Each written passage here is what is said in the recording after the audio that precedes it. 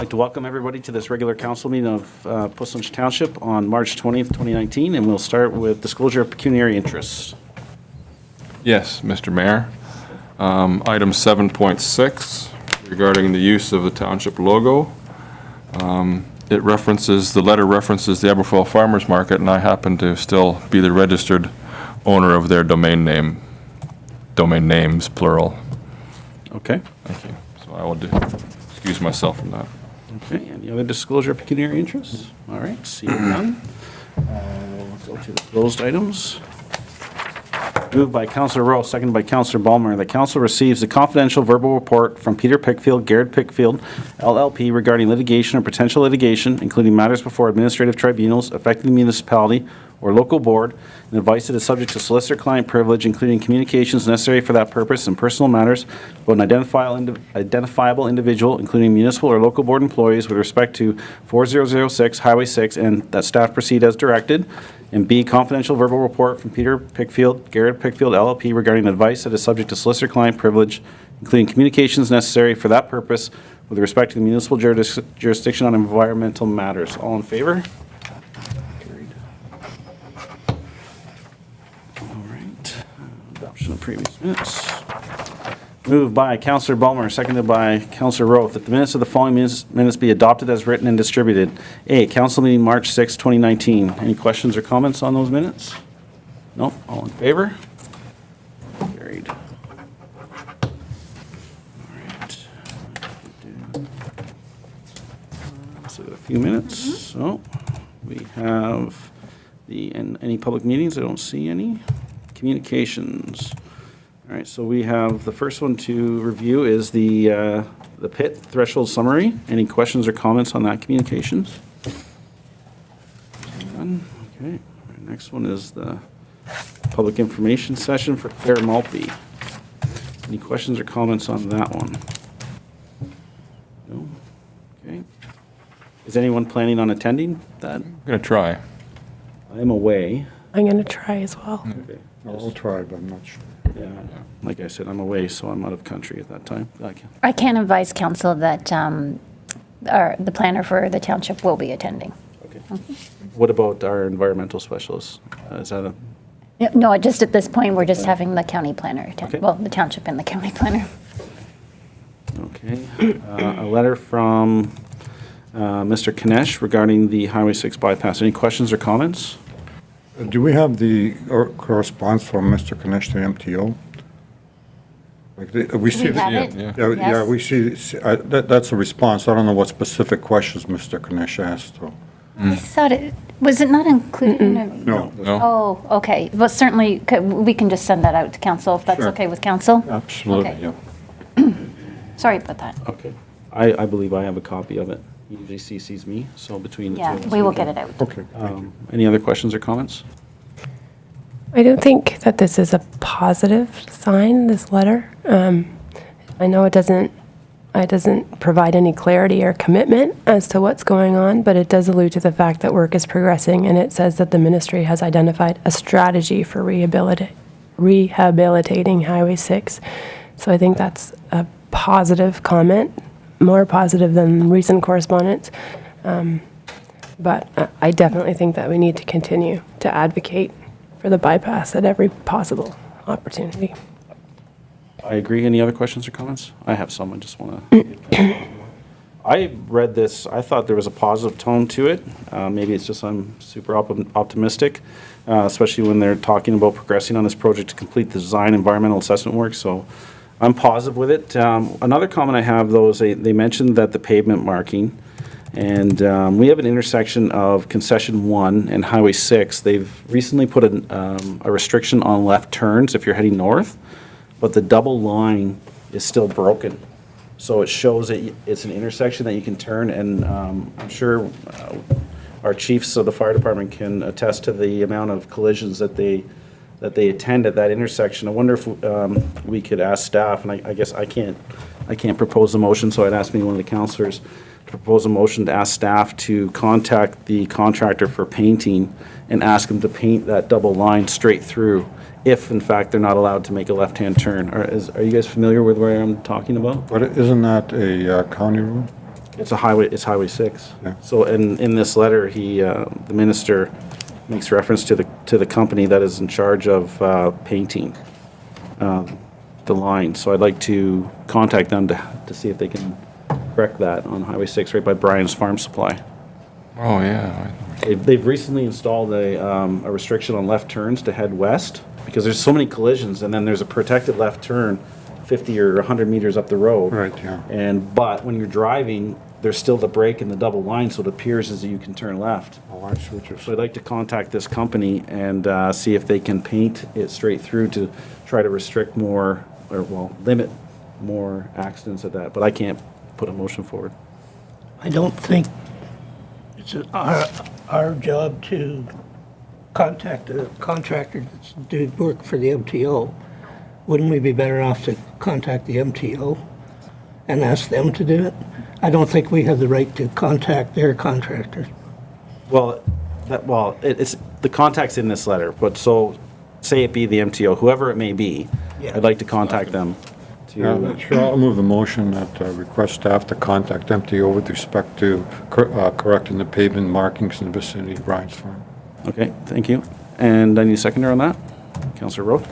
Should we be inclusive of the line painting in Morriston, as this is an issue Mr. Kanesh has? Yeah, I haven't seen his letter, so I don't know what that's all about, unfortunately. So, back in the previous term of council, they did some streetscaping, and part of that was the large zebra striping in Morriston to protect the pedestrians. Well, now, because of all the traffic, it's basically worn off. Oh, I see. And so he's asking for that to be reapplied.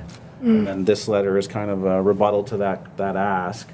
And so if we're going to contact the MTO, I think it'd be prudent just to Do ask for. both of them, do okay, both of them. including reinstating the previous zebra stripe cross hatching in the vicinity of Morriston. Okay, I appreciate that. Thank you, Councillor Spillis, and seconded by, all in favor?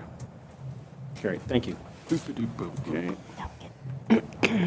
7:05, so we'll invite our auditors down for the delegation, please.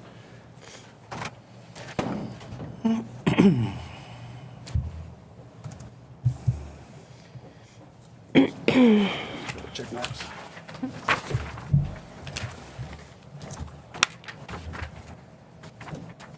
Welcome. Thanks for coming. The only ask I have of you is when you're speaking, just try to speak into the microphone if you go back and forth. And the floor is yours. My name is Sally Slumsky. I am the audit partner for your audit engagement. And with me this evening is Krista Walford, and Krista is the auditor for your audit engagement. We actually had a third person who was on her way here, but ended up, she avoided a motor vehicle accident, but had to stay as a witness.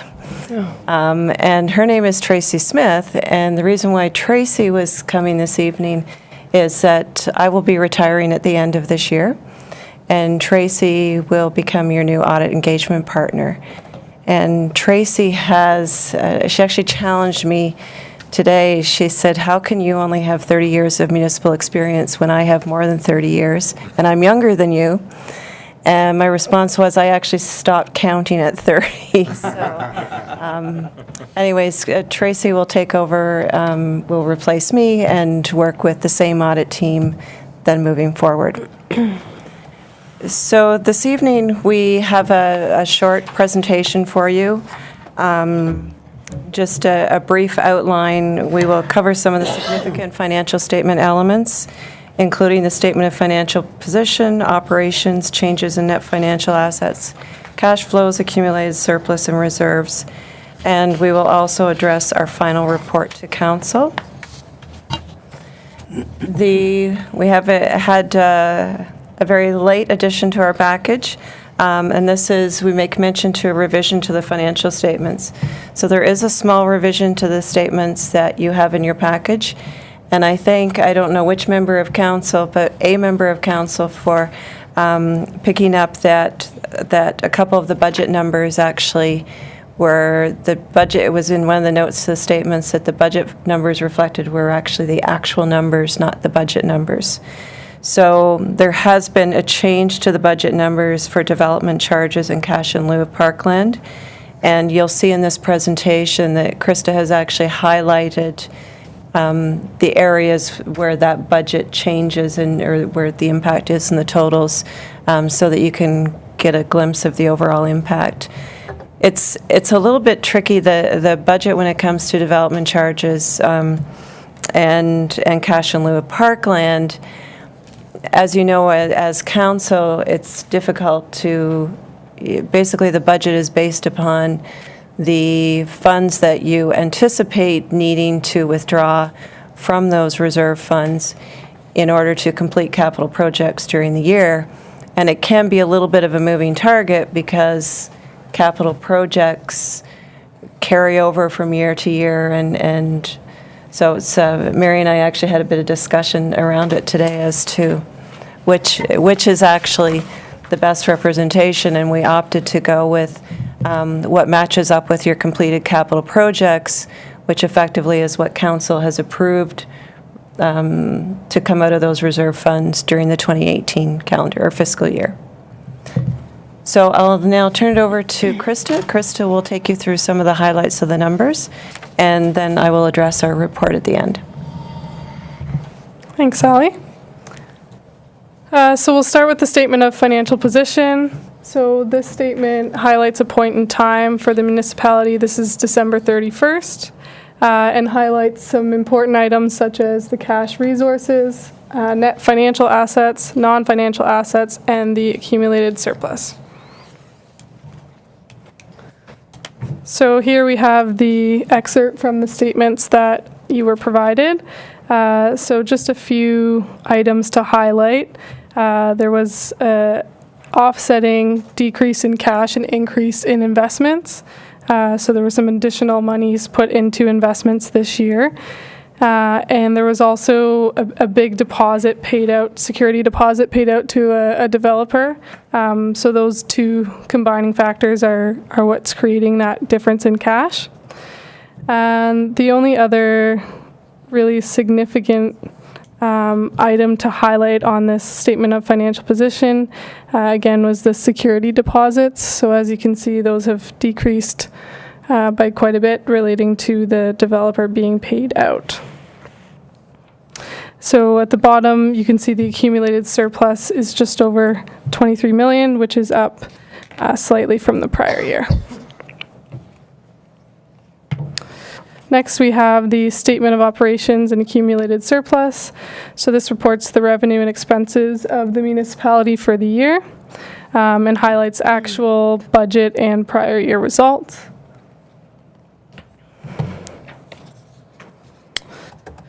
So as you all know, the biggest revenue component is taxation revenue there. And the user charges and grants were fairly similar to the prior year. Other income includes some significant items like the aggregate levy, interest and penalties on tax, development charges, gas tax, and building permits. So you can see as Sally mentioned, the highlighted items in the budget column there are ones that would be affected by the update that we made. Overall, the expenses are fairly consistent to the budget. A couple items noted to create variances were the OMERS payout, and there was some capital expenses that would have been budgeted for in the capital budget. So that budget wouldn't have been picked up in the operating budget here. So the annual surplus here is the surplus for PSAB for accounting standard purposes, not the general operating surplus that you would look at. So we'll get there in a further slide, but just so you know that there is a difference. So just a couple visuals here. So as you can see, like I said, the tax revenue making up the bulk of the revenue there, followed by some other income, and then we have grants and fees and user charges. And this slide here just shows the expense breakdown. Firstly, between the operating divisions, and secondly, between the different types of expenses. So in the blue is the salaries, and the green is materials and supplies, and the purple is contracted services, and then all the other expenses sort of fall below that threshold there.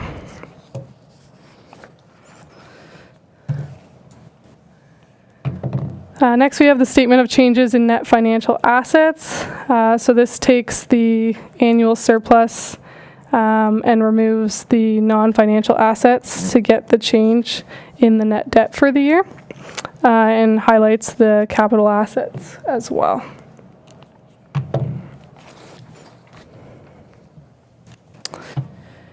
So the net financial asset balance here at the bottom represents the resources available to meet future requirements.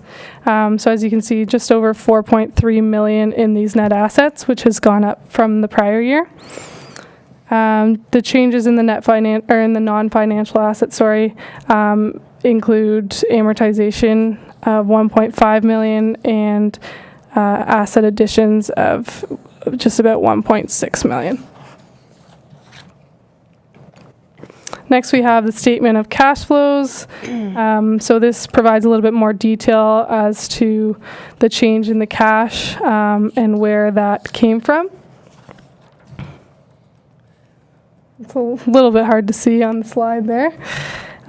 So cash flow from operations was 1.05 million. There was 1.5 million invested in capital assets infrastructure. Just over 119,000 exactly was repaid the debt that was outstanding. And so an overall decrease in cash flow of 622,000.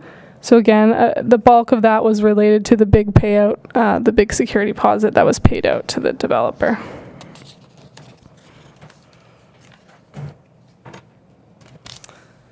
Next, we have the accumulated surplus note. So this provides details on the accumulated surplus balances and the investment in capital assets, as well as the general surplus.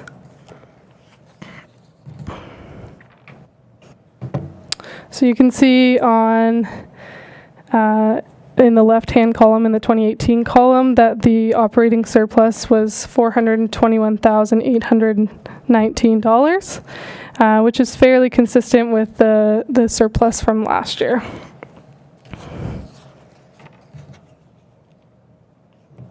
And again, this just shows you the surplus over the last 6 years. So the last few years have remained fairly constant. Next, we have the reserves note. So this shows a breakdown of the various reserves by type and purpose. You'll notice the biggest change is related to the contingencies reserve, which was, the balance was up because of the OMERS payouts and legal fees associated with it. So these funds have been reallocated in 2019, but at December 31st, this is the balance that was sitting there. And the capital reserves have gone down based on capital investment throughout the year. So overall, reserves increasing over the last 6 years. And you can see in this graph the breakdown of what's made up of those reserves. And also the obligatory reserves, so gas tax, development charges, parkland in lieu. This shows the trending over the last 6 years. And as you can see, the red there is development charges, which is what most of it's made up of. Now I'll pass it back to Sally. So our final report to council basically kind of wraps up the audit. And so starting out with the status of the audit. So as of today, the audit is substantially completed, pending completion of the following items, which is receipt of signed management representation letter, which will happen once the statements are approved by council. We will need to complete a subsequent events review through to the financial statement approval date, and of course, approval of financial statements by council. Materiality, our materiality was communicated is also communicated in our planning report. Materiality was calculated at $130,000 when we commenced the audit, and there was nothing that suggested to us that we needed to change that during the course of the audit. Audit findings, our audit focused on risks specific to your municipality and key accounts, and I must say they're, for the most part, they're specific to most municipalities, not just your municipality. And some of the areas where we identify a little higher risk is control environment, and that actually relates specifically to management and management's role and influence. And that's pretty common across all audits. Management does have the ability would have the ability to do things that other employees may not. And so as a result, we increase our testing of journal entries and items such as that. Grant revenue recognition, different grants come with different terms and different possible recognition periods. So that's also a very common higher risk area. Capital assets and amortization. Amortization is an estimate at best. And also just capital assets tracking and making those decisions as to whether items are capital in nature or not. And then post-employment benefits. And post-employment benefits is largely because it's subject to an actuarial valuation in determining that liability. The internal control matters. No control deficiencies were noted that, in our opinion, are significant deficiencies. However, we have noted some items that may be of interest to management, and actually, we have kind of a carry-forward list, and that also is included in the report to council. Independence, we confirm that we are independent of the municipality. Management representations, of course, during the course of the audit, management will make many representations to us. They're the ones that have the pleasure of dealing with our questions throughout the audit period. Really, it's just, this is advising you that management representations do form a part of our audit, our evidence. Of course, we still need to do further additional work as well. Adjusted and non-adjusted differences. We've disclosed all significant adjusted and unadjusted differences, and we actually didn't have any unadjusted differences. There's one adjusted difference, which at the moment I'm forgetting what it was. It was related to the asset management plan. So there was an asset from a prior year that needed to be capitalized, so we had to make an adjustment for that. Thanks, Krista. And then fraud discussion. And so through our planning process and prior year's audits, we've developed an understanding of your oversight processes. And we're not currently aware of any fraud issues affecting the municipality. It is everyone's responsibility, including management's and council's, to, if anyone becomes aware of or has a concern related to fraud, that issue does get raised. So we just remind council that if there is ever a concern that you feel that you should be reaching out to the auditors, please do so. And then the next slide has the matters identified, which I referred to previously.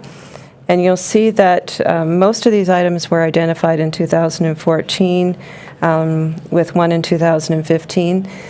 For those members, those of you who are new to council, this list used to be many, many times longer.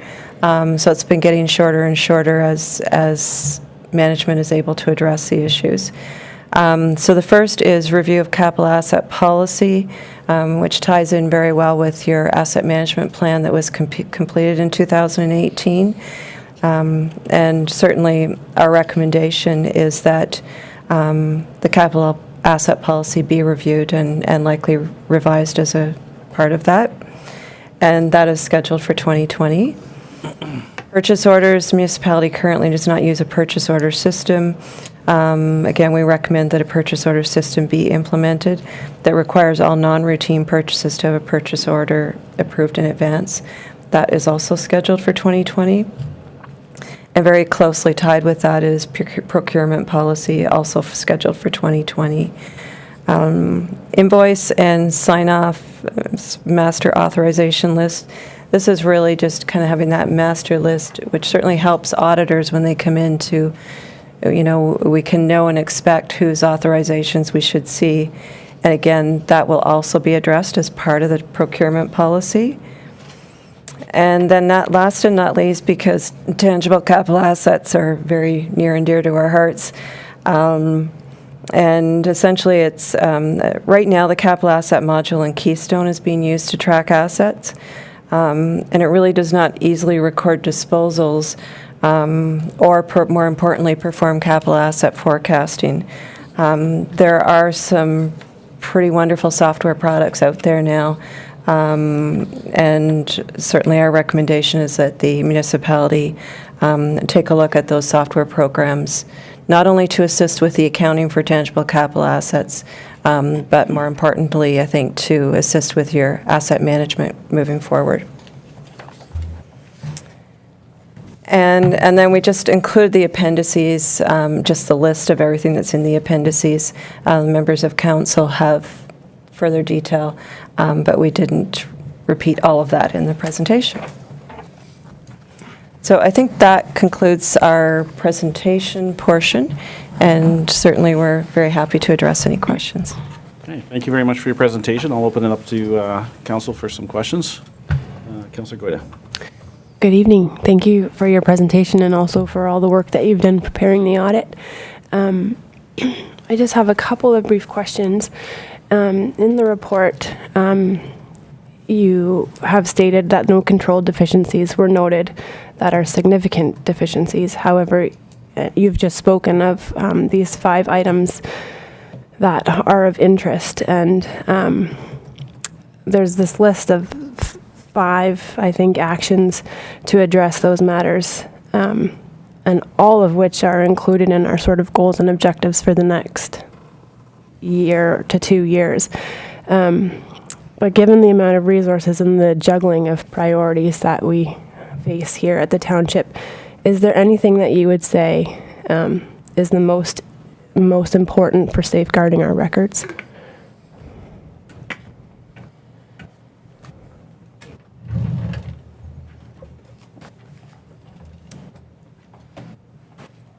I think from a safeguarding your records perspective, and of course, I speak from an auditor's perspective as well. And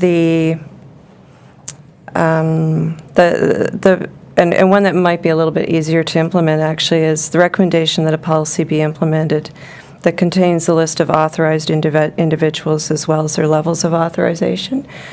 So relating to the invoice and timesheet sign-offs and master authorization list, that one is a little bit more of a control measure and a monitoring of control measure than what some of the others are.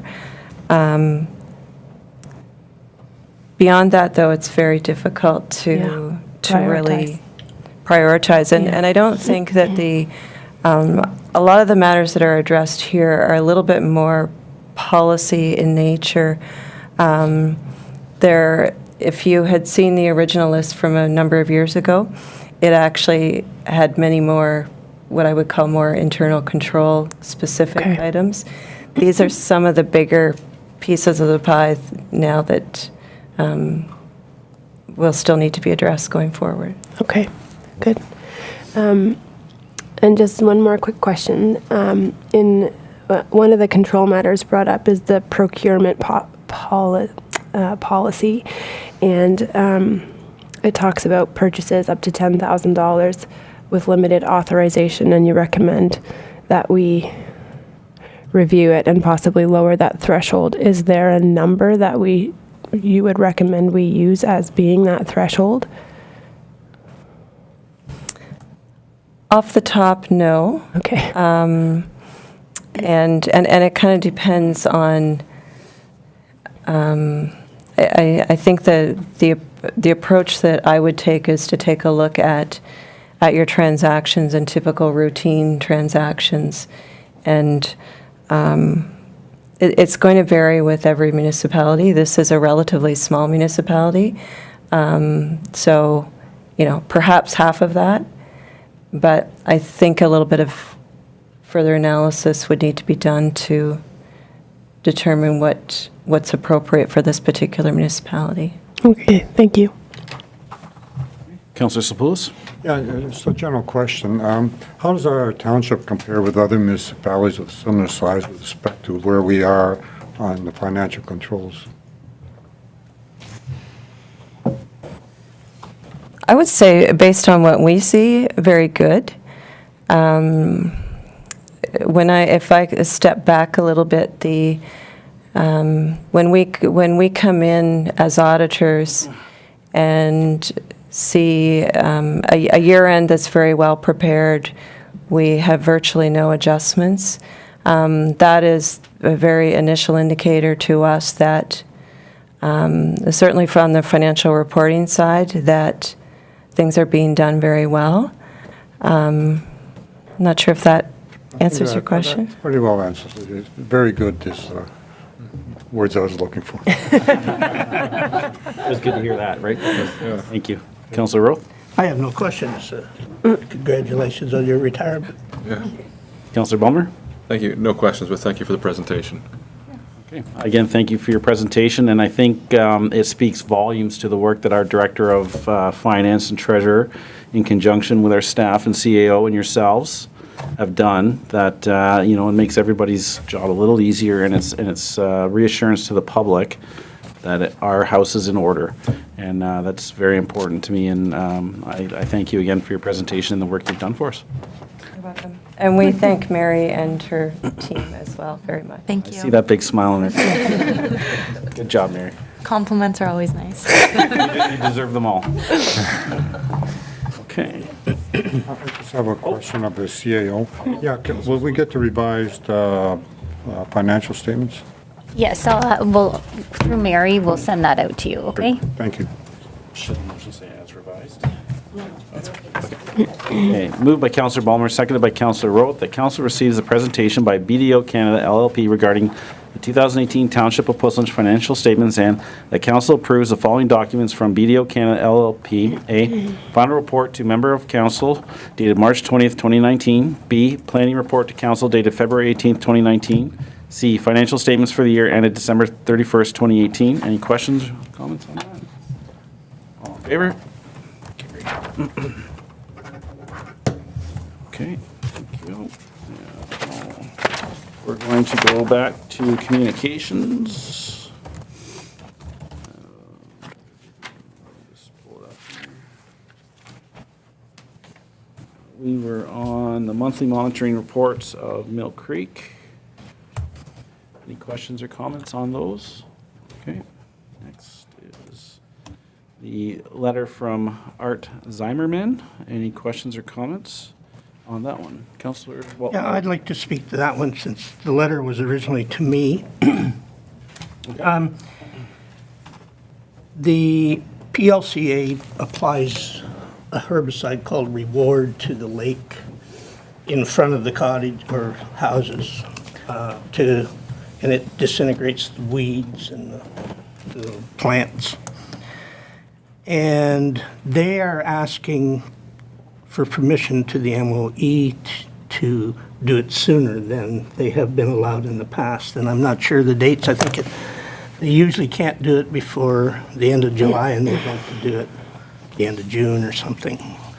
They have support from the GRCA, and they would like a letter of support from council just saying that we're okay with it because they think it might help the MOE let them apply it earlier. And if they apply it earlier, there's less weeds, there's less sediment goes to the bottom of the lake, and it just solves a whole lot of problems. And they have an expert who has a letter there, and I don't know who it's from now, But I'm sure if we needed, we could get a copy of it saying there's no harm to the fish or to any wildlife. So they're basically just asking us for a letter of support as Township Council to apply this earlier than other years. So that's what it's all about. Okay, Counselor Bomer?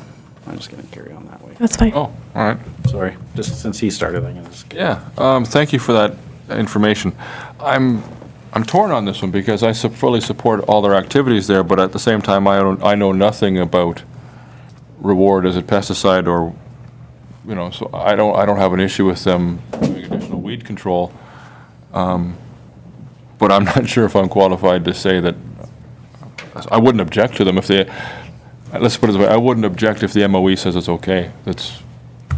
So, Okay. I guess that's sort of an endorsement of, we would not object to the MOE approving it earlier if they think it's okay. Was that close enough? Is that the same kind of thing? Yeah, I think the problem they have is that their representative from the MOE has never allowed an earlier application. But other ones in other jurisdictions do, and like, I agree with you, I don't know anything about it. It's a herbicide, not a pesticide. Oh, I'm sorry, yeah. And they have been applying it for years. Yeah. But they just want to do it earlier before the plants get too big, so I don't know. I kind of agree with you. I'm not an expert on it either, but We won't be, I guess, if we indicate support for the MOE, I don't know. I'll defer for now. Yeah, I think we need to hear some more conversation. Counselor Goida? Well, I think given the success that the Puss Lynch Lake Conservation Authority has had in the past and as they've presented in front of council, if an earlier application of reward will stop the growth of the milfoil sooner, which will then reduce the sediment, which will then reduce the amount of dredging, I think it makes sense. I agree that I'm also not an expert. I would certainly support I'd consider and support any guidance that Councillor Rose would suggest as he works closely with the association. But there's one bullet point in here that I don't understand it entirely, and it says swimming and water skiing will also be reduced with an earlier application, and I wasn't really sure what. okay, I think I can explain that, Mr. Chair. When they apply it later, there's more activity on the lake. There's more water skiing, more boating. So if they apply it earlier, there'll be less activity on the lake, which means that the herbicide can actually do its I job. gotcha. Where with the boats and the skiers running, it gets dispersed. Okay. Because I think most of the growth is along the shore. Okay. I think that if we were going to write a letter that sort of mirrors this one, that particular sentence needs to be reworded. Yeah, okay. Okay. Yes, I support the undertaking. Had a brief discussion with our CAO, and she sort of taken out some of the more controversial elements of their letter and sort of made it more like Council Boomer suggested that we support it if it's approved by the MOE. Yeah, initially I was in favor of this, and then the concern is brought up that we're going to support this without all the information, and Councillor Rose said he, or the individual writing the letter had other information from a specialist. I wish going forward in the future with an ask like this that they provide all of the information they have, because I'm not sure how many times in the past council has supported something without all the information. And I'm hesitant on it only for the aspect of if the MOE is not allowing it, is there another plant species in there that this is going to affect going early? So there might be something there. I'm struggling with it, to quote Jessica. I guess if the MOE approves it, I would be in favor of not objecting. But I wouldn't, I don't know if writing the exact, a similar letter with all these bullets, and you had a conversation with the CEO. I Yes, don't know I if the did. CEO could maybe clarify what the letter may appear to be. Well, I've drafted one, not knowing what the outcome would be here. I first just indicate that the township recognizes and supports the efforts that Post Lynch Lake Conservation Association does with respect to restoring and enhancing the Kettle Lake.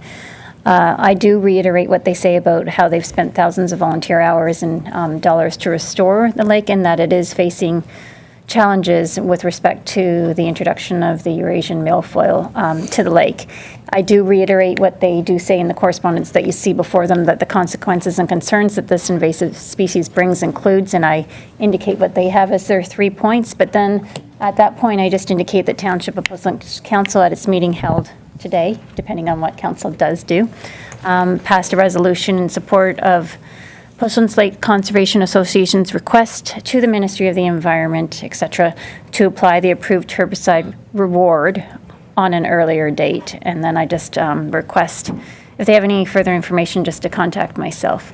Certainly, if council wishes, before I release this letter, I could certainly ask for Art Zimmerman to provide to me the correspondence that Councillor Roth is referring to before I release it, so that we do have that on file, if that is of any assistance to council.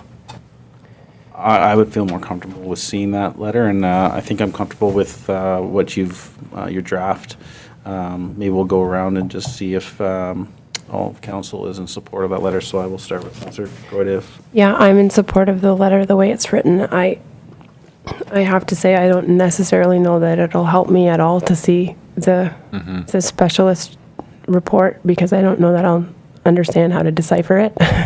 But I don't think that if there's a concern about this having ill effect on other species in the lake, they're not going to grant it anyway. So I'm not as worried about that component of it. So I'm okay with the letter as it is.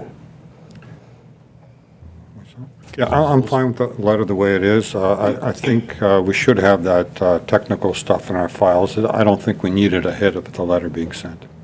Okay, Councillor Roth? Yeah, I would agree with that. Councillor Bowman? And, we're just endorsing it. It's not like we're making any decisions. We're just, Councillor Bowman? No, I like it. I like the way the letter's worded. Okay, now we need a motion to direct staff to, If it's okay, then I just need then a mover and seconder, as the mayor has indicated, just to indicate that you support Post Lynch Lake Conservation Association's request to the Ministry of the Environment to apply the approved herbicide reward on an earlier date. And that's all I need. And I will also make the request to get the documentation on file. Okay. Sure. I'll move it. Councillor Spillis, Councillor Roth? yeah, Seconder? I'll second it, sure. Okay, all in favor? Carried. Our next item for consideration is the correspondence from Mr. Hayden regarding using the township logo for the Aberfoyle Farmers Market. This was discussed a bit. We're going to develop a policy on the use of our logo in the near future, so I'll just open up to the table. Councillor Goyna. Yeah, so when I read those letters, when I read this letter, this is one of those things that I read and thought, of course we should do this. This is a good idea. But then you think of it on a larger scale, and it opens up the discussion about setting a precedent and how do we handle future requests. And we don't have a policy in place, and we should have a policy in place so that we treat all requests fairly. However, I think this is one of those things that if we tell Mr. Hayden we first have to come up with a policy on logo use, we're going to miss the opportunity. So I think this is one of those things that sometimes gets frustrating because it's a simple request and it gets caught up in all the red tape. And I think in this case, I think it's a great opportunity, and I think we should try and make it happen. Okay. Councillor Spillis? I'm of the opinion that we should have the policy in place first. I really don't want to set a precedent that goes down the wrong way. And furthermore, we haven't put our logo on our equipment, so I don't think the optics are good for having a private enterprise having our logo when we're still behind the eight ball, so to speak, not having our logo on our vehicles. Councillor Roth? Yeah, I'm kind of torn on this one as well. If I read the letter correctly, the reason for this is they want to recognize the fact that we give them a grant. Now, is it just the logo we have a problem, or could they put on this van, thank you to the Township of Pushmich for their support, or without the logo? Is that cleaner for us at this time? Or- That is an option. I've had correspondence from Mr. Hayden that he'd be willing just to put, they'd have a list of sponsors, and there will be others, and just say Township of Puslin is one of them without a logo. So let's just let Councillor Ballmer discuss the initial use of the logo, and then we'll maybe, and then. Conflict. Oh, he has a, that's right, sorry, he's sitting at the table. Okay, so let's have a discussion on the use of just the Township of Puslin on there as a sponsorship without the logo. Councillor Goida? Yeah, I'm okay with that. I mean, I think we have this brand new shiny logo and we should show it off. But if that is, if that's, you know, something that, You were in favor of allowing the initial logo to be out. Councillor Yeah. Roth, did you make a decision Well, on? I don't know how to handle that, because I don't know what, we don't have a policy, and I don't know what the implications could be if someone uses our logo without a policy. Maybe Madam CEO could enlighten me. Well, I can only advise that in the absence of a policy, you have an established criteria for which you evaluate whether you will permit the use of your logo or not. And I know just from past experience, when you do develop a policy, it is typically pretty strict criteria in terms of when you will allow the use of your logo. However, without researching it, as we discussed this morning with respect to looking into development of a policy, I can't tell you what that evaluation criteria may or may not be. Just further to Councillor Sapoulis's comment or note on the matter, I do have to say the township is diligently working to implement the use of the logo. We are slowly rolling it out. You'll see it now on our correspondence and on business cards and stationery. We are working on next, as you may recall, like a signage program. And of course, there is work and there will be costs associated with identifying our own township equipment with the logo. So I guess the only thing to consider there is that you will actually have it out being privately used before it's actually fully implemented by the township itself. But certainly, that's all I can really advise you at this time without actually looking into and researching what policies typically incorporate. Okay, so then I would, I would say probably we shouldn't allow the logo to be used. I think our best bet to go forward is just allow the name, and I could maybe ask Mr. Hayden to come down to the delegation if council's okay with that. I have a quick question about this wrap, if council's okay with that. Yeah. sure. Thank you, Mr. Hayden.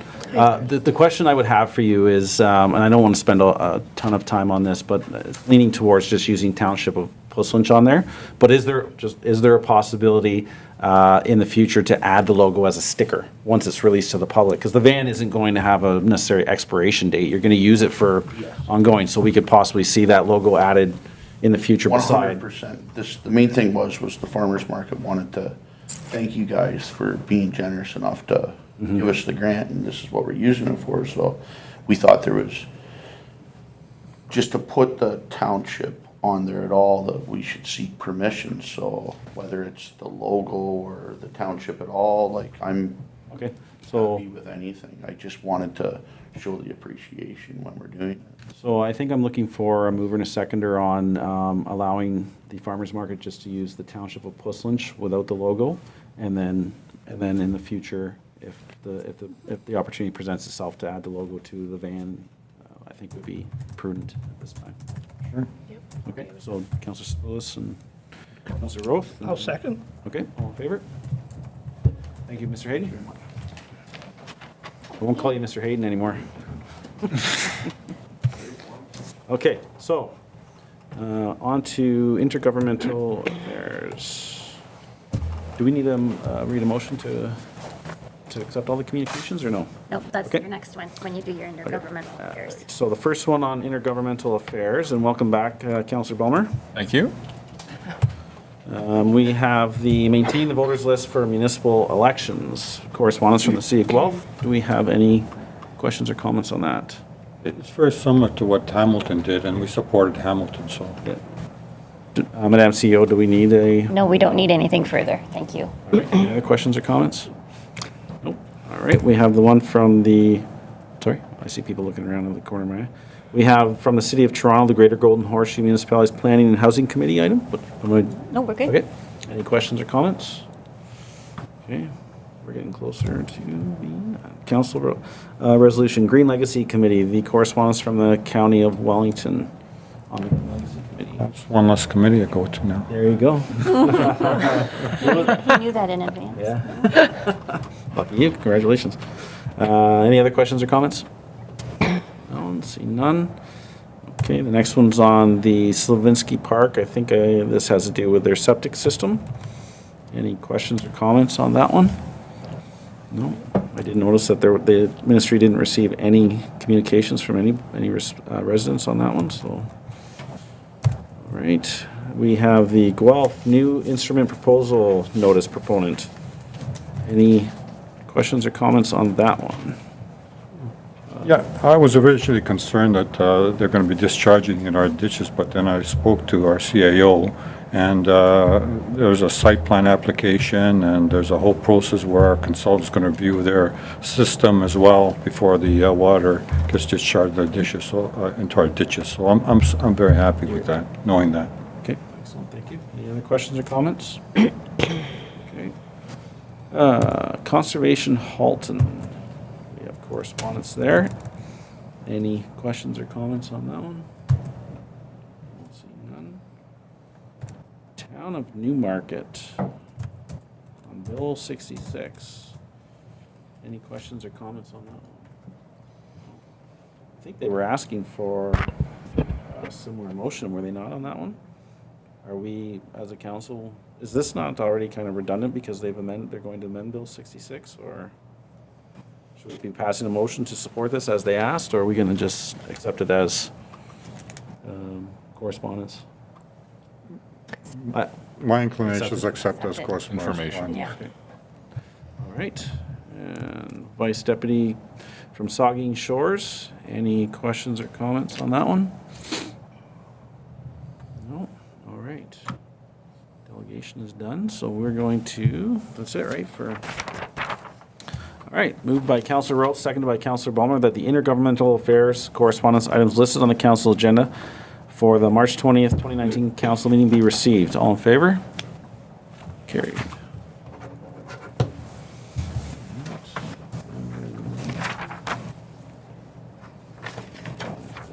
All right, we're on to reports, and I think I'll invite our chief and deputy chief down. Or are we just going to review it? Oh, we'll bring you down, just in case there's questions, because it's awkward when it's in the middle of the... All right. So we have the Pilsens Fire Rescue Service Annual Report. And council, if there's any questions or comments on that one for our chief? Councillor Rita? Yeah, I wanted to just briefly, well, hopefully briefly, in reading this report, it's certainly been a busy year for the fire department. When you look at the combination of not only the emergency responses, but the prevention activities and the training initiatives. Excuse me, sorry. I didn't know until I read this report that amongst other things, the fire department had formed the Critical Incident Stress Management Peer Support Team, which is a long word, but It is. I'll get it eventually. And I think this is a super awesome initiative that's been introduced, and I'm really happy to see it. And I spent some time talking to Chief Gomes today about this, and I think probably the mental and emotional stress that's involved in the job is something that many of us maybe take for granted. And this past summer, I attended the fire department's 50th anniversary celebration, and there was a few things that really stuck to me about things that were said at that celebration. which is why I was glad to see this. And one of those was a story that former Chief Stephen Good had talked about regarding a specific call that had really affected both himself and his family profoundly. And secondly, was something that Chief Gomes had said, and that was about how when someone becomes part of the fire department, whether they like it or not, their family also becomes part of the fire department. And he spoke about the trust that you put into your training and your equipment, that it prepares you for what lies ahead, and that you're mentally and emotionally strong enough to deal with the things that you might see. And I can only imagine some of the things that you must see. And so I found this to be really moving. And for someone who doesn't have to deal with that type of work on a day-to-day basis, you don't realize how difficult it can be for both the responders as well as the loved ones to those responders. So I'm really happy to see that there's a team and training to support them. And I also learned today that if there's members of our fire department that aren't comfortable coming to this peer support team, that they are also able to use the peer support teams of the other departments in the county. Am I saying that right? That's correct. And so I think that's very cool. The only other thing that I wanted to just mention is I noticed when I was looking through these numbers of calls that the third highest amount of calls was for false calls. And looking at previous years, it seems like this is kind of a normal thing, but it seems like 67 false fire calls throughout the year. And I'm sure this is a huge sort of pain and waste of your time and resources. And I'm wondering if perhaps Chief Gomes, if there's anything that you could suggest that might help, that we could do to help reduce that amount of false calls. Nothing that comes to mind right now. I can ask the other fire chiefs in the county if they have any suggestions on how we can reduce those numbers. But I think it's because of the use of personal devices in our society nowadays, where we get a lot of callers that call in on a cell phone that don't stay in the area where they made the call or where they think there was a perceived emergency, and then just keep going down the highway or the roadway. And then that's why these numbers are high, in my opinion. Okay. Okay, and that's all I had. Thank you. Okay, could I just add something there? So thank you very much for the compliments there with our critical incident stress peer support team. I also want to extend those resources that we have available with our fire department to council, our staff members, and the general public, because we have established the availability to seek guidance through a team that's received some training. And I would just like to make sure that everyone's aware that that support's available to everyone, not just firefighters. Okay, great, thank you. Before I go to Councillor Sapoulis, I just want to comment on that. The other false fires call is 3. The 67 is the total for the full column. So that's the way I read it. And then there's, so it's 0.7. But it's still an issue. There's also, further down in the report, there's incidents not found, and there's other items. But it's an ongoing problem with the cell phone. People driving by at 100 kilometers an hour, they see a bit of smoke and they call it in. So I'm not sure if it's manageable, but I'm sure our chief will be looking into it. So Councillor Sapoulis, do you have any? Yeah, I like the list that you had, the detailed list that I can just drill down and look at specifically. And I was going to highlight as well the issues that Councillor Goleta mentioned on this incident calls. Like, that's over 10% of your calls if you take a look at the numbers. And I was going to ask what can we do to help you, but obviously you're well on top of it and trying to pursue it some other way.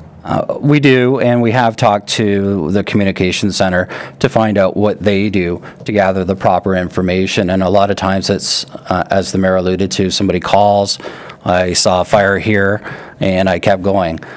So basically, we can get the latitude and longitude of where the call was placed, but a lot of times they don't get any more information, even though they try calling the caller back, which is not good. And a lot of times I've asked, has the caller remained on scene? And usually they do not. But we receive a call through 911, so we must attend, and we need to assure that everything's okay. So that's why we do go out to these calls. And lastly, I want to extend compliments to you and your staff. You're really doing a bang-up job for the community. Thank you. Councillor Roth? Yes, thank you. This is a very good report, and I too want to thank you and your committed firefighters for the work they do. And hopefully we can have less calls next year. And I think through public training and all, that all helps. So, thank you very much. You're welcome. And that is one of our goals, is to extend our public safety education so that we reduce the number of emergency calls. We've been proactive in reducing some of the medical related calls that we go to reduce our numbers as well. So we have reduced our tiered response criteria a little bit, and that was across the county to try and get those numbers down. But as you know, population keeps increasing, so the numbers are staying stable, and we'll see what we can do in reducing them. Councillor Balmer? Thank you. Good evening, Chief. Good to see you again. Yeah, there's almost nothing left to say here. But I do want to thank you. It's been years, I think, since we should... fire department doesn't cut it. Fire and rescue, it's really a rescue and fire department. It's what we do best and do most. And I recently became aware of a situation where I didn't realize how much you support the roads department as well. When they need help providing protection on the roads, you're there as well. Your guys are there as well. Recent situation with some trees down on Watson Road, perfect example. I know you provide blockers on the 401, but it's great that you're part of the community, not just putting out fires, but making sure that all our staff are safe when they're doing their jobs. So I appreciate that. Well, thank you, Councillor. And we do get that support back from the roads department as well, so it does go both ways. Good. I'm glad you get along. Thank you, Chief Gomes. I really appreciate your report, and being in the service, I understand the struggles that you have, and I don't know. I know that the callers won't necessarily always stay after they call, but can we ask the Guelph Dispatch to ask the caller, like specifically, can you stay on scene until the fire apparatus arrives? Most will probably say, no, I'm in a rush because it's Ontario. Mm-hmm. But if they pose the question, you might get half of them or even a third of them to stay, and then point you, instead of our guys driving around trying to look for this phantom fire or whatever it may be. So maybe that's a possibility. You can ask the dispatch. That's a very good recommendation, and I will do so. I'll mention that I brought it up. Okay, I have no further questions for the chief. Okay. Moved by Councillor Rowe, seconded by Councillor Balmer, that report FIR 2019-002 with respect to Portland Fire and Rescue Service annual report be received for information. All in favor? Carried. That was a terrible signature. We'll take it. Okay, and you might as well stay right there, Chief. Okay. I think the next one is your establishing regulating bylaw for back before us with some amendments. So I will open it up to Councillor Goyda to, I don't think you need to give us we've all read it, right? So, Yep. Okay, so Councillor Goyda. Yeah, I'm happy to see that the extinguishing fires part came out and the suppression of fires came out. I was initially a little bit, I guess, not entirely comfortable with the wording of pulling down or demolishing buildings or structures to prevent the spread of fire. But then when I asked, and I guess mostly because I wasn't really sure of the application, how that would apply, but in speaking with Chief Gomes, he relayed that would be something like if you had a barn fire where the farmer might own excavating tractors and they may have to dig or they may be asked to use that equipment to dig a trench to prevent the fire from spreading to the unburning side of the building and sort of situations like that. And I think that although it still seems like kind of a dangerous thing, being a rural community with many barns and many farmers, it makes sense. And so I'm comfortable with it being there. And so I'm happy with the changes. Councillor Spoulos? Yes, I have a question for our CEO. The insurance policy, you added the volunteer, and I was wondering, should there be anything to do with this equipment that, say, a farmer would use to help pull down a barn, say he causes damage to his equipment?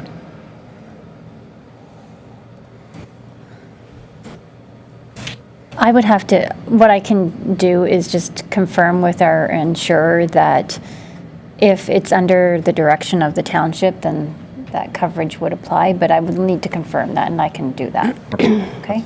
Thank you. Councillor Rowe? I'm fine with it, thank you. Councillor Bomer? Yeah, I like the changes. I'm glad Councillor Roth caught that amendment, and I suggested one additional one that I proposed to staff earlier.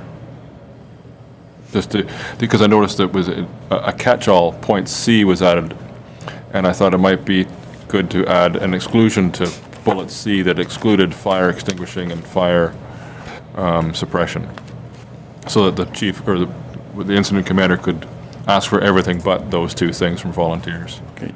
An MCAO would like to make a comment. Yeah, so we did add to the bylaw for council's information. There's just the slight change of adding at the end of 13.3C, just excluding fire suppression. That's what you did add? That's what I added. That's Yeah. Matthew's friendly amendment to the bylaw. Everybody, Be consistent with Councillor Roth's initial request. Yep. Okay. All right. Well, thank you. I don't have any further comments. I support it. You know, being in the business, it is a little worrisome, but I have confidence in yourself that you won't, you know, give these volunteers, you know, a scope of work that is beyond what, you know, the intention is, you know, because it is a little vague. But that's why I keep getting that envision in my mind is the grass fire where the farmer's driving a tractor around spraying water on it, or, you know, or something, a barn fire. And so I get the merit of the bylaw, and so I'm supportive of it. Okay. Moved by Councillor Palmer, seconded by Councillor Roth, that report FIR 2019-003 establishing the regulating bylaw for Puslinch Fire and Rescue Service revision be received for information, and the council passes in establishing a regulating bylaw for Puslinch Fire and Rescue Services attached to Schedule A of report FIR 2019-003, and the council authorizes adding to the township's insurance policy volunteer accident coverage through the township's insurance provider. All in favor? Carried. Thank you, Chief. Thank you very much. Next is the fourth quarter financial report from our Director of Finance. Any questions or comments on that for the Director? No, none. I just want to say, when you look at the summary, the revenues that for the township for the year-to-date totals, they're above budget by 15%, and yet the expenditures remain under budget. And so I just wanted to say that I think this is a real testament to staff and shows really good, tight controls on expenses, and it's really good to see. Okay, Councillor Spoulos. No, I'm fine. I'm very happy with the report. Yep. I echo the work that the Director of Finance does and staff. It's wonderful to have such skilled employees working for us. So, moved by Councillor Rowe, seconded by Councillor Bulmer, that report Finance 2019-014 regarding the fourth quarter financial report 2018 be received. All in favor? Carried. All right. All right, there's going to be some discussion on this one. So we have, the next one up is the Township General Surplus.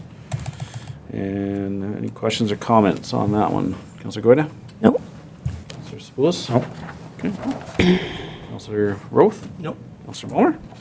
No, the only question I would have was, I support this recommendation to go through to the asset management program. I just want to confirm that in doing so, then that would make it available.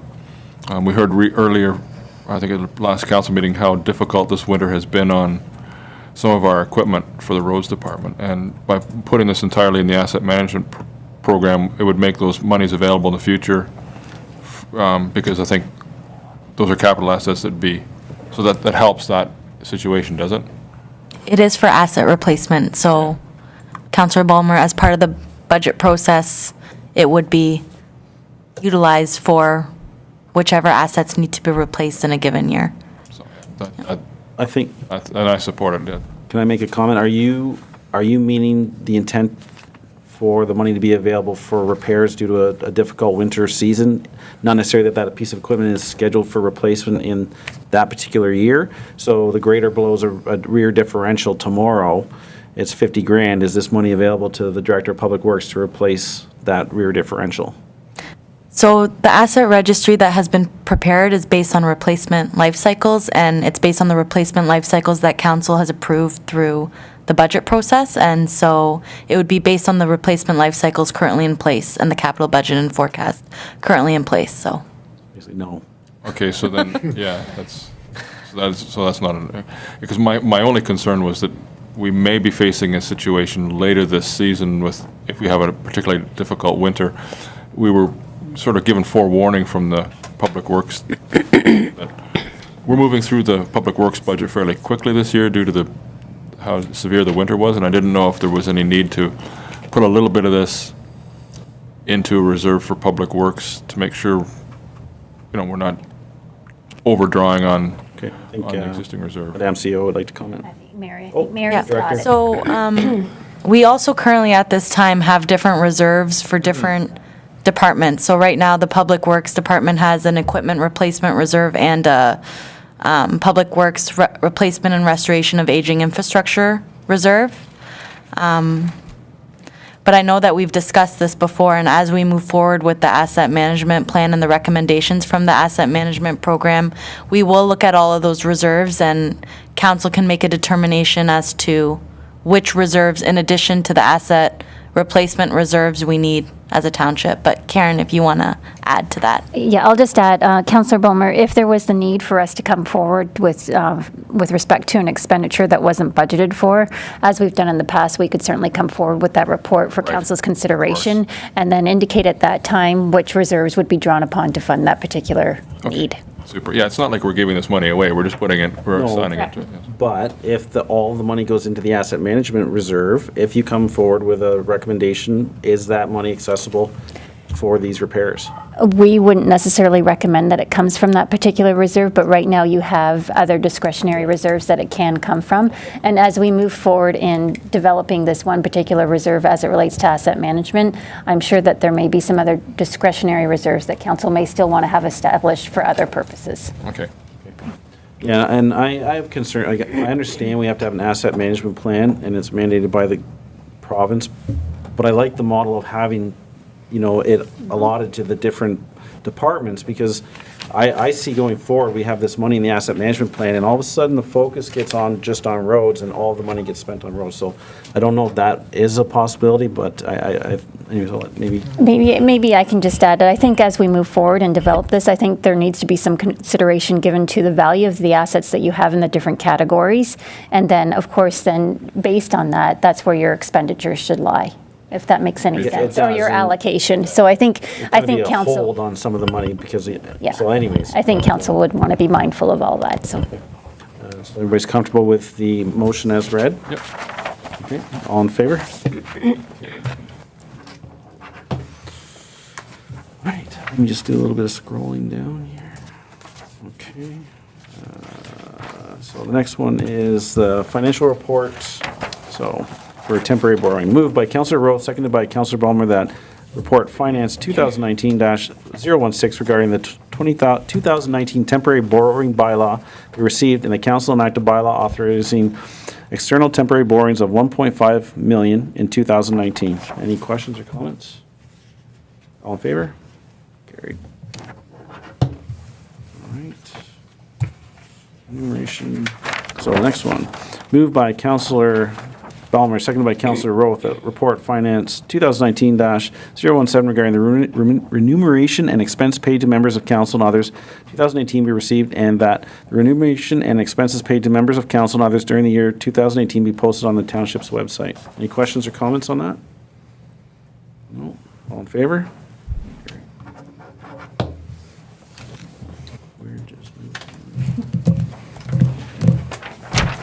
Moved by Councillor Goyda, seconded by Councillor Sepoulis, that report finance 2019-018 regarding the 2018 development charges be received, and the council accepts the treasurer's declaration that the township is in compliance with section 59.1 bracket 1 of the Development Charges Act of 1997, and that report finance 2019-018 and related attachments be posted on the township website. Any questions or comments?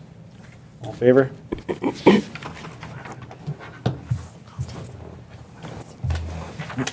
Moved by Councillor Sepoulis, seconded by Councillor Goyda, that report finance 2019-019 regarding the treasurer's investment report for 2018 be received, and the council accepts the treasurer's statement that based on the information supplied by Canaccord Genuity Wealth Management, the cash and temporary investments held by the Township of Portland during the calendar year 2018 were all prescribed in accordance with Section 418 of the Municipal Act 2001 and were all eligible as outlined in Ontario Regulation 438/97, and that all related transactions in 2018 comply with the investment policy and goals adopted by the Township on August 13, 2014, and that no changes be made to the policy at this time. Any questions or comments?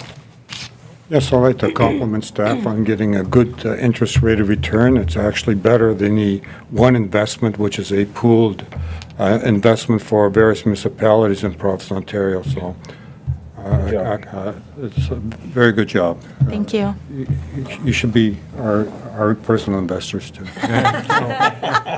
I would like to take this opportunity to make a comment that, we're in an environment where finding and retaining staff is very difficult, and, we're giving a lot of compliments to our staff. We have, including our chiefs on the fire side, our Director of Public Works, CAO.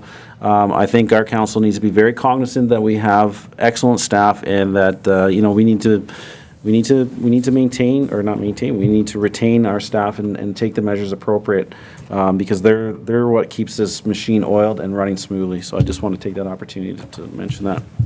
All right. Any other further comments or questions on this? All in favor of accepting? Carried. Last one in finance. Nice. Mary, you gave us a lot of work today. Yeah, sorry. It's okay. Moved by Councillor Goyda, seconded by Councillor Sepoulis, that report finance 2019-020 regarding the 2018 annual building permit report be received. Any questions or comments? Did Mary go home at all in the last month, or has she been here 24/7? Yeah, well, that's. Let me be honest. I like these reports. Okay. They're not too bad. Okay. Yeah. Excellent work from the CFO. Thank you. Yes, clarification. The total expenses for 2017 were roughly $370,000, and for 2018, they're $530,000. Just like to understand why the difference. Yep. So as part of the 2018 budget, we had a base budget increase for an employee to help, a contract employee to help with closing the open building permits in the building department. And so that's one reason why the expenses have increased. And we've also used the services of RSM in 2018 more than we did in 2017, just because of some staff vacancies as well. And also in 2018, there were a couple of invoices that related to 2017 services that RSM completed, and we just received those invoices a little bit late. So all in all, it's pretty comparable year over year with those changes. So. Thank you. Any other questions or comments? Okay, all in favor? Carried. All right. Delegation licensing authority. All right, so moved by Councillor Sepoulis, seconded by Councillor Goyda, that report ADM 2019-013 regarding delegations of licensing authority and agreement, County of Wellington, accessible taxicabs, limousines, and vehicles for hire be received, and that council pass a bylaw to delegate licensing of accessible taxicabs, limousines, and vehicles for hire to the County of Wellington, and to authorize the entering into a reciprocal licensing agreement. Any questions or comments? Councillor Bulmer. Yeah, I support this, but I would like to send a suggestion of one friendly amendment along with it, if we could. I don't know if they could do it, but if Section 5.3 states that if the license expires on a Saturday or Sunday, that it's valid until the end of Monday. I think the intent is that be the next business day, because there'd be several Saturdays and Sundays that are followed by a holiday. And I wouldn't want to see somebody so I'd like to send that along, that 5.3 be amended to, the word Monday be changed to next business day. So that would mean we wouldn't be able to pass this motion. No, I think you can go ahead. I'll just add a little note. A little note. By correspondence to the county for their Yeah. consideration. I'm okay with that. All right. All in favor? Carried.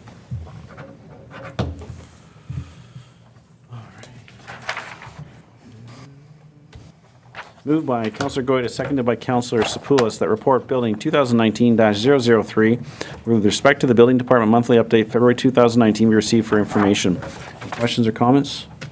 All in favor? Carried. All right. Committee minutes, I believe we're at, Madam Gio.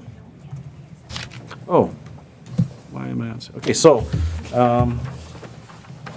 mayor's update. I want to talk to council about the, I should have done that. The Brock Road reconstruction. I've had some discussions with Don Kudo. Councillor Sepoulas, you initiated a motion to send a letter to the county about our desire for streetscaping in Aberfoyle.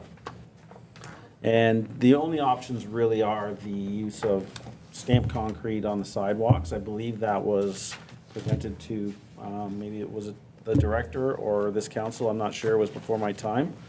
And that was not endorsed. And then I discussed, decorative lighting. And they're only going, basically what they're saying is that they're going to reconstruct the road as is, curb to curb. The sidewalk is going to be replaced, which at our cost. And if we want to do any streetscaping, it's basically in our hands and we have to foot the bill. So if we want to go forward, that'll be on our, and it would have to happen relatively quickly.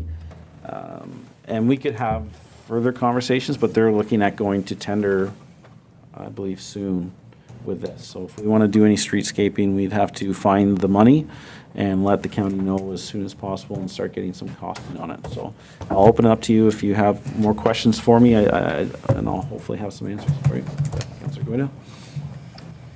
No, I don't really have any questions. I am wondering, and this might just be for my own benefit, and if so, just tell me. But I'm wondering if, does it make sense to have maybe someone from the county come and do a delegation on what is involved in this Brock Road reconstruction? Because I'm really kind of unclear. I don't think that would be an issue. I think we could have somebody down. I mean, I can reach out to Don tomorrow and ask if I think we would we need a motion for that? No. Well, they had a public meeting. which They I- did, which I went to, but I'm still, So, Councillor Sepoulas, do you have any? Yeah, I'm okay with that. I'm fine with that. I'm still hung up on my thought process of having it down to one lane eventually in each direction. I'm supportive of your motion and your direction with that. I can tell you it doesn't have any support at the county level at this stage. Well, And I'm disappointed. Yeah, I agree with you, and I would hope that they would send us a formal response back to our motion rather than Right, through you. okay. Because I think we made a resolution here at council, and I think they owe us a council response. Yeah, and I agree with you. The conversation went that they have a responsibility to provide traffic flow through the county, truck traffic, et cetera, and I kept mentioning, well, it's a hamlet, and these are the people that live there. So leave it with me, and Sure. I'll talk to Don and see if we can get an official response, and if not, then maybe we'll have to maybe send another letter and ask for it. But I'm pretty sure they'll accommodate and have an official response. Or maybe have him as a delegate, and he could cover it then as well. That's fine either way. Okay. Councillor Rowe? Yeah, I'm fine with the way things are. I don't think we have the money to, when I looked at the cost of the lighting, I think a little out of our league, so, and, you know, to start into this project now would only probably hold the county up, so I think if there's anything we can do after, in the way of landscaping or something, maybe we can look at it sometime, but right now, we don't have anything budgeted for this, and it's pretty big ticket items, so I wouldn't be in favor of pursuing it. Okay, Councillor Wilmer? Thank you. Yeah, I'm like Councillor Sepoulis, my ideal would be to see it down to single lane each way and single lane roundabouts, but that's not what we're going to get right now. But at least in the future, it might be a matter of changing some paint and things for at least the travel lanes. And if I could, Mr. Chair, would Mr. Kudo be open to speaking directly with Councillor Goyda if she had any questions? I'm just, you know, to. I'm fine with that. If the rest of council doesn't find that to be a benefit, I'm fine. I'm fine with They're that. very supportive of us as a council, and, Yeah. and you can call him, I'm sure, almost any Yep, time. that's fine. Just have a question, Madam CEO. We have a main streeting budget. And does that include doing something at Aberfoyle as well? Didn't the Main Streeting get put off to after the Morrison bypass? I thought that was your motion. Maybe I'll let you answer No. first. No, this Is is. that a different one? Yeah. Okay. Go ahead, Mary. So the Main Street Revitalization Fund, as part of our budget process, we've included it in the marketing and branding implementation strategy, and basically it's for signage initiatives that we've incorporated in our budget, and it's for the areas within the CIP boundary. Okay, so there is something. There is some. Yep, that we'll be putting in. Okay, great, thank you. Yeah, and to add to comments to this, when you drive, if you drive through Aberfoyle on the way home, which maybe only Councillor Roth will, it's very dark. And I brought that up with Mr. Kudo. I said, you know, is there going to be any, you know, additional lights put up? They're not having anything to do with the lights, and I was hoping that, you know, through this process, we could maybe get it lit a little more and with decorative, but again, it's a cost item, so maybe there's some opportunity there where you're mentioning, but I am concerned that it will be a big ticket item. And I know it wasn't on the agenda, but I attended the annual general meeting for the Aberfoyle Farmers Market last night. Kind of found out about it last minute, and I went and introduced myself to the board, and they were very happy to just have me sitting in the audience, and they were really appreciative of their grant they received this year, and it was a great opportunity just to be out in the community and introduce myself. And that's all I have. Moved by Councillor Sepoulis, seconded by Councillor Goyda, that council receives the following committee minutes. A, Planning and Development Advisory Committee meeting February 26, 2019. B, Committee of Adjustment meeting February 26, 2019. Any questions or comments? All in favor? Carried. Okay. Any municipal announcements? Anybody? I just, sorry, I keep losing my voice. I just wanted to bring this up in this format about, I attended the Friends of Mill Creek meeting earlier today with Councillor Ballmer, and it was interesting to hear from Rob Messier, I think is how you say his name, from the Grand River Conservation Authority. And he was speaking in regards to the jet fuel spill. And he had said that he didn't want to defend any type of delays that it seems to be taking to get this remediation plan. But he did say that the winter weather has really made it very challenging. But now as the weather warms up, he was thinking that we should see a lot more work happening and a lot more information coming in the next month or so. And he did mention that now we're coming into a pretty sensitive ecological time for the creek. And they had talked about in the Grand River how they're going to handle many of the impacts of the spill, and that include the the ranger program that happens in the summer, but also the fishing. And it was something I hadn't thought of. They're doing testing to determine whether they're going to allow fishing at all, and if they are, if they're going to advise against consuming that fish.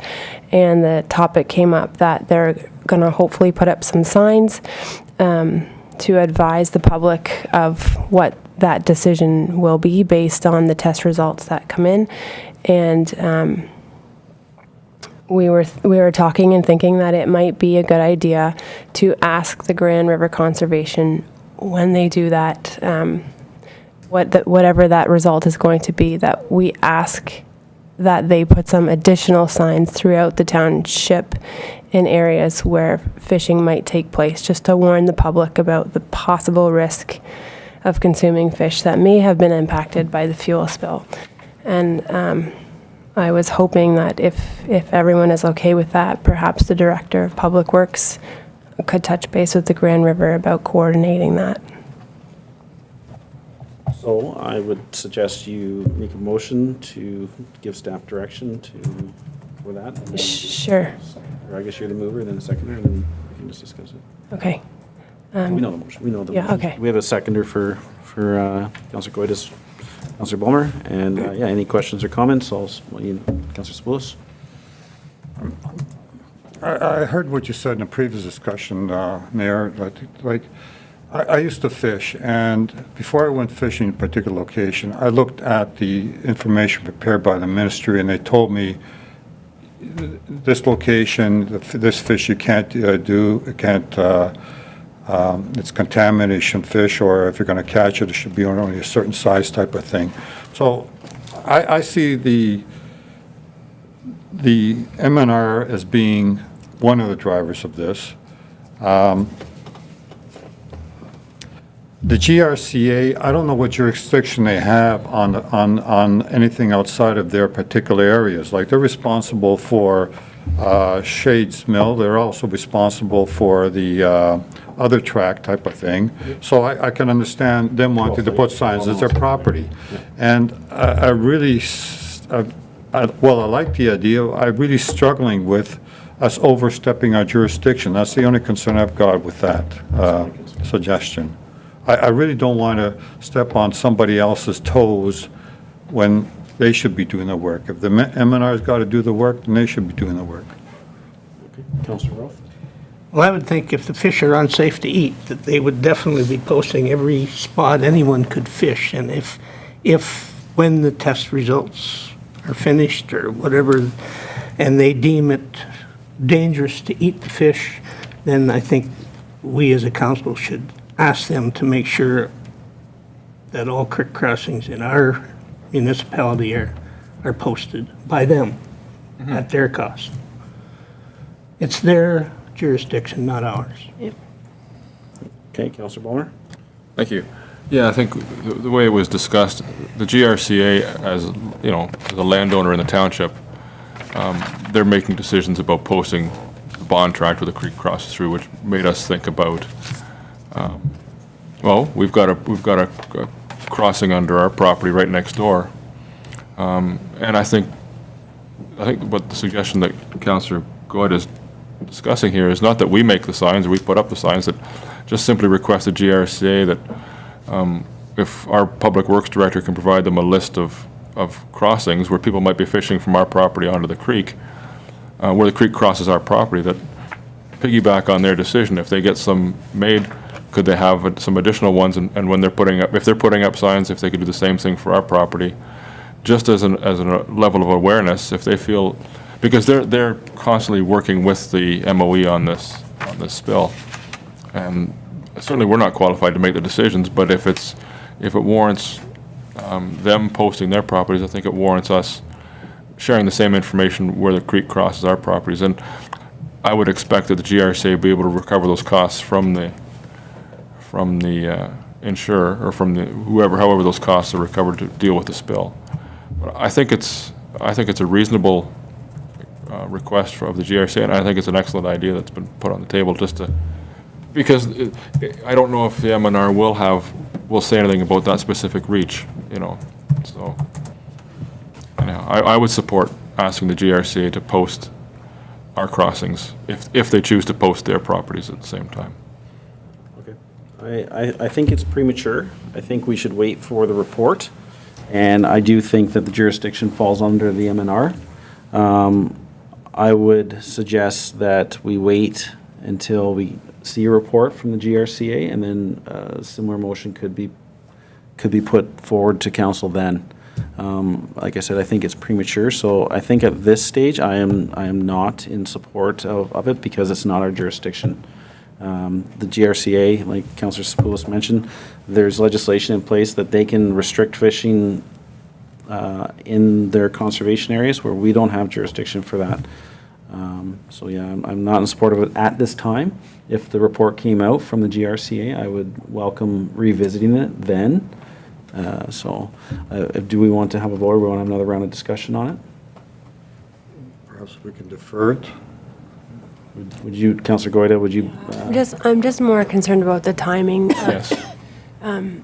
Because I know that they're trying to do this testing as close to the beginning of fishing season as possible, which means by the time that report comes through and it goes to council, we're already into fishing season, which is why I thought I'd bring it up now. But if council doesn't feel that that's the right decision, then I'm okay with that too.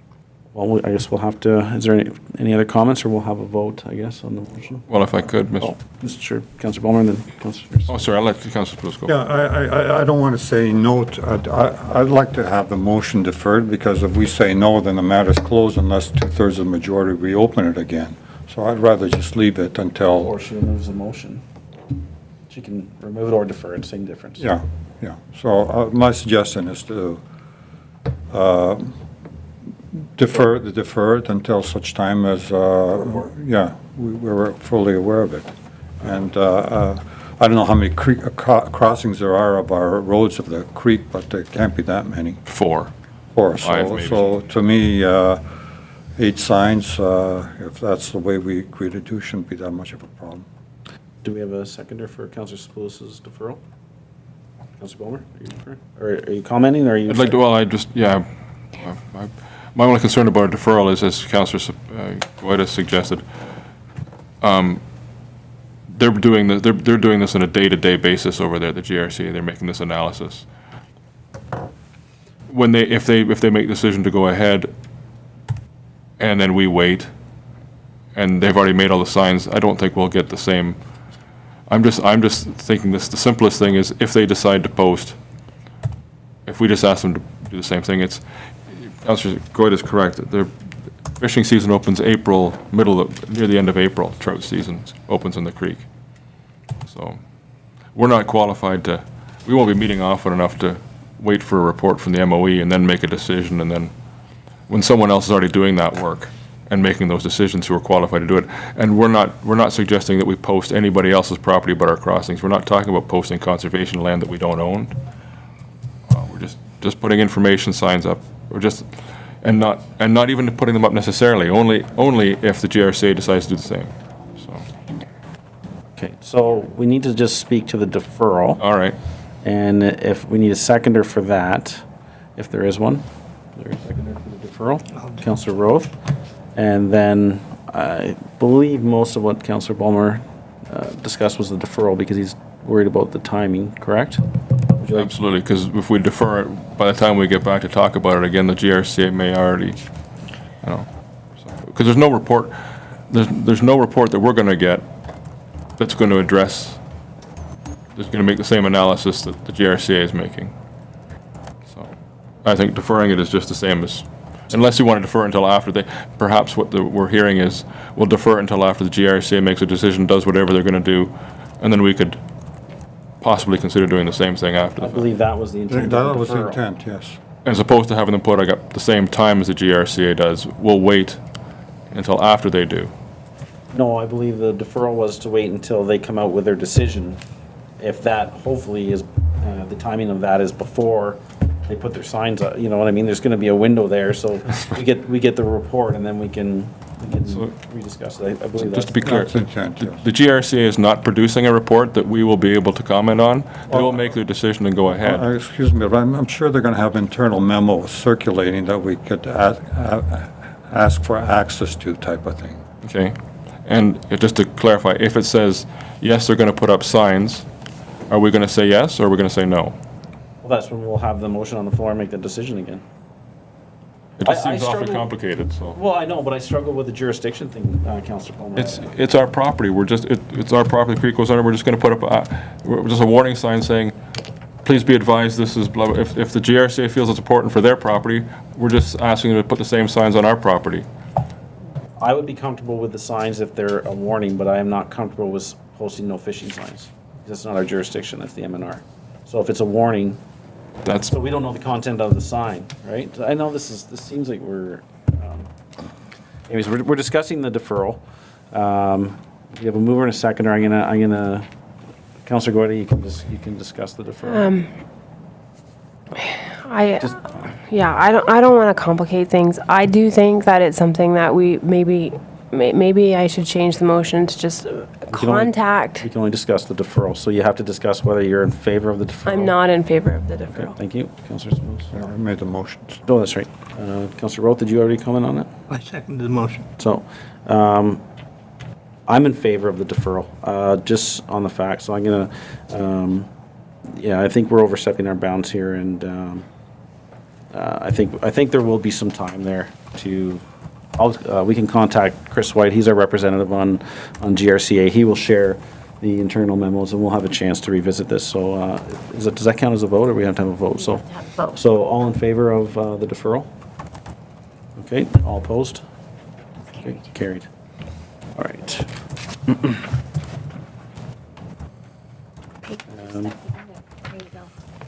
All right, moved by Counselor Goyda, seconded by Counselor Sepoulos, that the following bylaws be taken as read 3 times and finally passed in open council. A, being a bylaw to repeal bylaw 12/10 and to enact a new fire department establishing and regulating bylaw for the corporation of Township of Puslinch.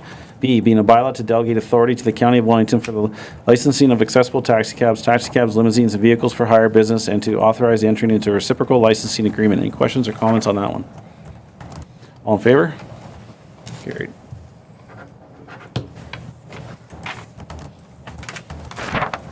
Moved by Counselor Sepoulos, seconded by Counselor Goyda, that the following bylaw be taken as read 3 times and finally passed in open council. Bylaw 020-2019 being a bylaw to confirm the proceedings of council for the corporation of the Township of Puslinch at its meeting held on the 20th day of March 2019. All in favor?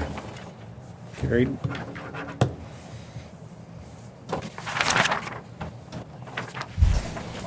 Moved by Counselor Goyda, seconded by Counselor Sepoulos, that council hereby adjourns at 8:43 p.m. All in favor? absolute. Carried.